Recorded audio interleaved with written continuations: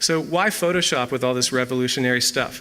Photoshop, pixel-based by nature. Every little pixel, every little square is one value and one color. And if you have enough of those, on the scale of the human eye, the size that you're viewing it, it looks like a picture. Changing those pixels changes your picture. So really, theoretically, you could change anything into anything else. So Photoshop is a really, really remarkably powerful tool for synthesis. Right? That's what digital art is good at, great at synthesis. And this is a mixture of a bunch of stuff that I'll show you momentarily. This is a project I sometimes give my class to drive them crazy. I give them 15 lime green elements, and they've all been processed by cheesy filters in different ways, and they have a timed exercise where they have to create something original. They can only use these pieces, they have to use all of them at least once, and they can't use anything else, and they can't make new stuff, they can't draw. Okay, so they can only use these, but and people are like, oh, but once they get moving, they realize, you can cut them up, you can manipulate them, you can change the colors, you can put them on top of each other, you can do transparency, so you really can make anything out of anything else. And here's a few results. This little bridge here is one of the results. This stop sign, this kind of frog collage, this collage over here, these people in a car, this thing about marriage, over here, and all of these things are from those green things, done exclusively with the green things and no other elements. So anything can be made into anything else. Photoshop is especially good at that. It's a great photo editor, of course. It's a good painting tool, but it's putting things together from different sources and unifying them. That's what that makes it great for using for expressive purposes. And it's great also to have a tablet, a Wacom tablet, drawing and get the human motion and the human hand back into that if you're doing anything painterly. How I use Photoshop. This is a picture of my wife that's half painted, half photographic. The background, my wife was at a meeting and trying to get the kids to be quiet. She was with them. But anyway, everybody was drawing and she was drawing with them to keep quiet. So I collaborated with them and used this drawing. And here, integrated other things like handwriting and geometric effects and, unified things or tried to unify things from really different sources. My mom had Alzheimer's. And this was kind of the middle phase of that. So this image of my mom with Alzheimer's, this is really an envelope that she had, and she was convinced that everybody was stealing her tweezers. So she wrote this angry note about her tweezers on this folder, and I was able to use the actual folder. And I like the idea that I can as underpainting through the whole thing. So I like the idea that I can incorporate not just reference to something that has personal meaning, but the actual thing, right? I can use it as paint, as wet paint, and incorporate it into a piece. I used a lot of text, layers and layers of text in this piece, and drawings and doodles mixed with everything else. This was for a show in Los Angeles that was about the Black Dahlia murders, and I found old Xeroxes online from the FBI that had all this smudge and smut that I thought was beautiful by itself, so I used the actual FBI documents to build this. This is a mixture of paint and photographs and things that I sometimes make halftone patterns out of things that are completely painted, and then the photograph part, very painterly.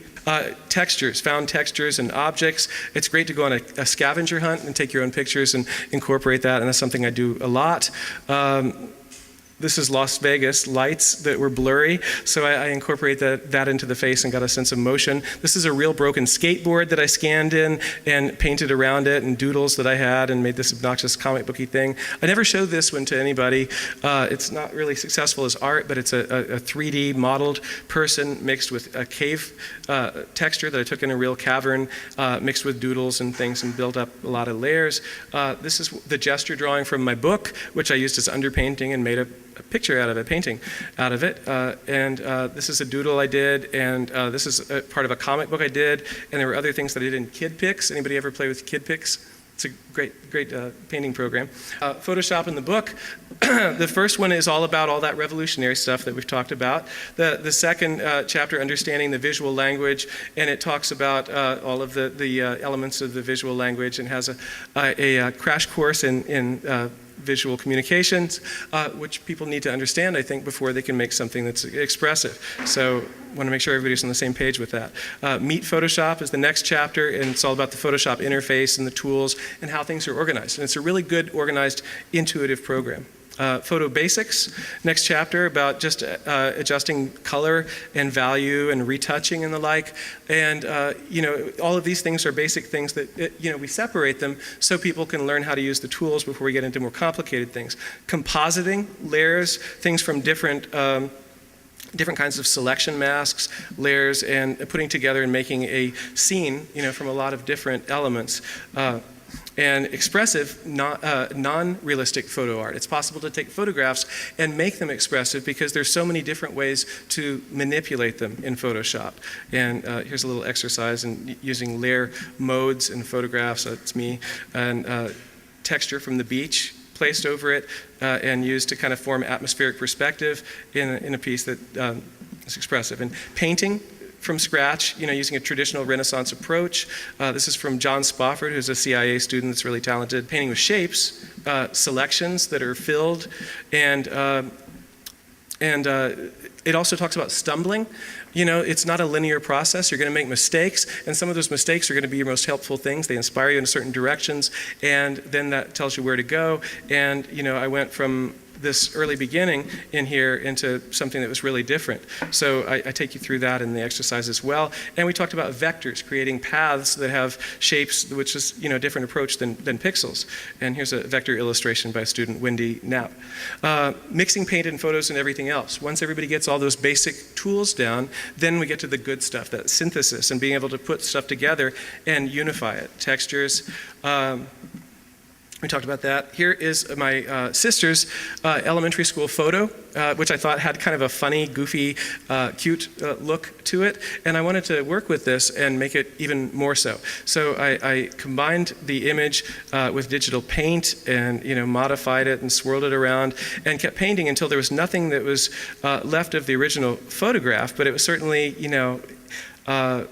the photograph was a necessary part of it. And the only thing that was photographic by the end was this giant magnification of the old Scotch tape that taped it into the book, the scrapbook, as a textural element that's underpainting for the whole thing.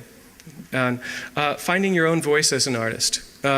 Developing a series of parameters that you stick with, and you develop something that's recognizable as your own voice. This is Matthew Heyman, and he works with a lot of different mediums mixed together, but they're very recognizable as his. So we talk about developing a personal voice as an artist and also integrating things into the real world. This one I scanned an image after I did a freehand drawing of it. So it wasn't in the same proportion, it was a little skewed. And then I used the liquify environment in Photoshop to move the photograph over so it actually conforms to the distortions of the drawing, right? So it's expressive in and of itself, or wet paint. Then I continued painting, and this is a birthday list my dad had with all the family birthdays, so I incorporated that into the piece as well. Cindy Gerald is the cover artist for Digital Art Revolution, and she works a lot integrating physical materials with digital materials. And we have a few exercises in the book about making physical things, objects, out of digital objects as well. And we talk about printing and framing and projection. This is Kazumi, a great video artist that works at the CIA.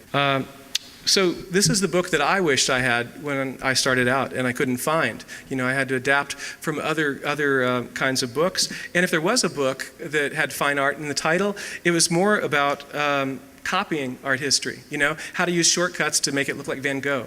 Right? And here we have a tool with amazing potential for self-expression. So why use that only to make half-assed copies of something else that has happened before? Why not, instead of copying art history, why not understand how it would be possible to make art history, to use these characteristics? So that's the lecture, and thank you. So we'll take some questions.